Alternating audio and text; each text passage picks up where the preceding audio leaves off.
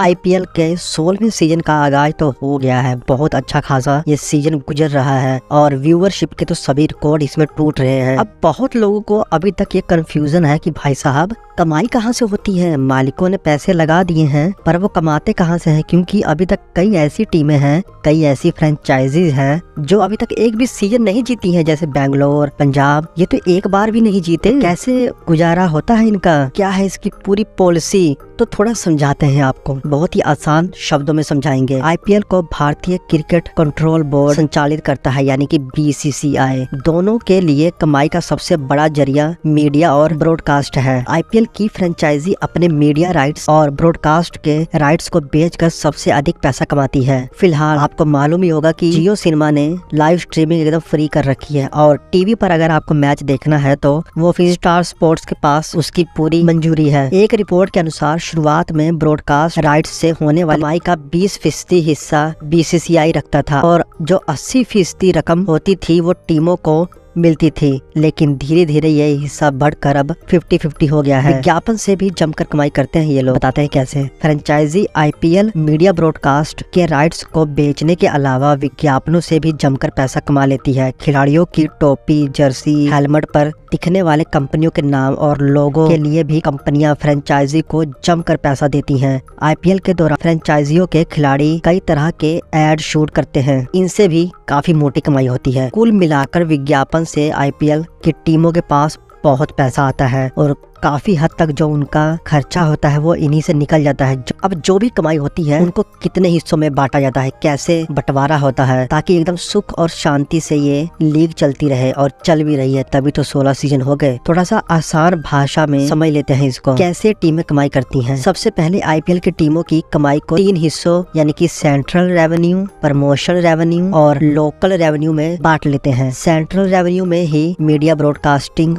Rights और title sponsorship आता है। इससे टीमों की कमाई का लगभग 60 से 70% हिस्सा होता है। समझ गए, 60 से 70% जो यहाँ पर कमाई होती है वो टीमों की होती है इसमें, सेंट्रल रेवेन्यू से। दूसरा है विज्ञापन और प्रमोशन रेवेन्यू। इस रेवेन्यू का 20 से 30% हिस्सा टीमों के पास जाता है, यानी कि टीमों को इनमें से इतनी ही कमाई होती है। वहीं अगर हम लोकल रेवेन्यू की बात करें तो यहाँ पर सिर्फ 10% हिस्सा ही टीमों के पास जाता है। इसमें टिकटों की बिक्री और अन्य चीजें शामिल होती हैं। हर सीजन में 7-8 घरेलू मैचों के साथ फ्रेंचाइजी मालिक टिकट बिक्री अनुमानित 80% रेवेन्यू अपने पास रखता है। यानी कि अगर हाल ही में आप देखो तो चेन्नई जहाँ जा रही है वहाँ पर भर भर के ऑडियंस आ रही है, चाहे वो होम ग्राउंड हो चाहे अवे ग्राउंड हो, तो जितना भी टिकटें वहाँ पर बिक रही हैं उनमें से जो भी कमाई हो रही है उसका 80% अभी सीएसके के मालिक के पास जा रहा है, तो काफी मोटी कमाई हो रही है। इसलिए फ्रेंचाइजी अपने खिलाड़ियों की जमकर प्रमोशन करते हैं और बड़े से बड़ा खिलाड़ी इसीलिए वो अपनी टीम में रखते हैं।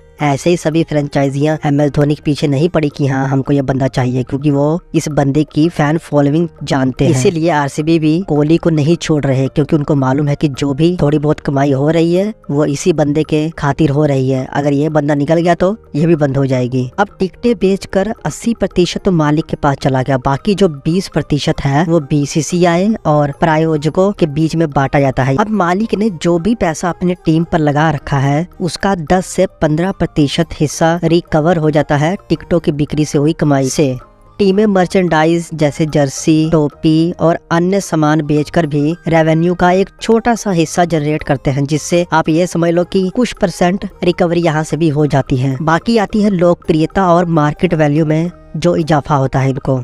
2008 में जब आईपीएल की शुरुआत हुई थी तो भारतीय बिजनेसमैन और बॉलीवुड के कुछ बड़े नामों ने 8 शहर के नाम पर अपनी फ्रेंचाइजियां खरीद ली। कुल $723.59 मिलियन खर्च कर दिए थे। 1.5 दशक के बाद आईपीएल की लोकप्रियता और व्यावसायिक मूल्य में कई गुना बढ़ोतरी हो गई है। 2021 में CVC capital British equity firm है, इन्होंने गुजरात टाइटंस की फ्रेंचाइजी के लिए लगभग $740 मिलियन का भुगतान किया। समझ रहे हो, जो गुजरात की टीम है वो एक ब्रिटिश इक्विटी फर्म है। आज आईपीएल की नीलामी में अगर आप देखो तो करोड़ों रुपए उड़ाए जाते हैं। इससे आप जान सकते हो कि आज इसकी वैल्यू किस लेवल पे पहुंच गई है। आज तो इसके ब्रॉडकास्ट के लिए मारामारी चल। ये तो है पूरा कमाई का जरिया और कहां से होती है मालिकों को कमाई, ये भी आप देख सकते हो। होप आपको अच्छी तरह से समझ आ गया होगा कि कैसे ये पूरा बिजनेस चलता है। बाकी ऐसी और बेहतरीन वीडियो के लिए चैनल को सब्सक्राइब कीजिए। मिलेंगे नेक्स्ट वीडियो में। जय हिंद।